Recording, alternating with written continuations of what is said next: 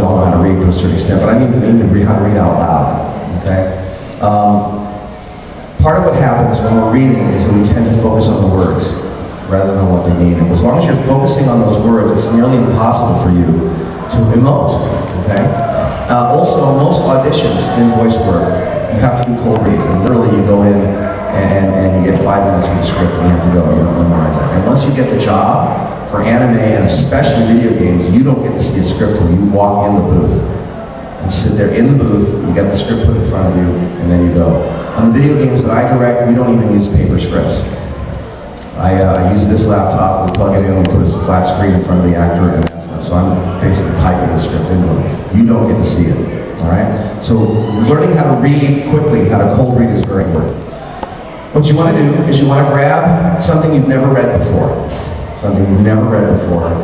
Avoid newspapers, because grammar in newspapers tends to suck. But, you know, magazine, books, something you haven't read, and for 10 minutes or 20 minutes a day, read out loud. Just read whatever's there. What's going to happen is you're going to stumble a lot. Your roommates and parents are going to go, "Are you doing this again?" And you're going to stumble and trip over it. It's going to feel really awkward.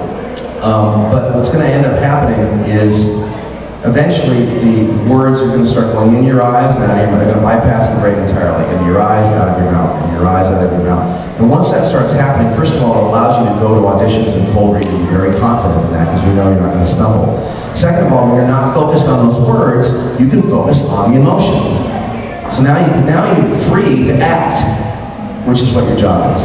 So do that. That was actually given to me by there was a guy in the 1970s by the name of Art Hand who was the voice of CBS. This is CBS, and I took a workshop from him, and he said, "Tony, you're not a bad actor, but you sound like you're reading." Because you can't sound like you're reading. It's got to sound like it's just coming from you, like it's your first thought. And the way you learn how to do that is through this kind of reading exercise.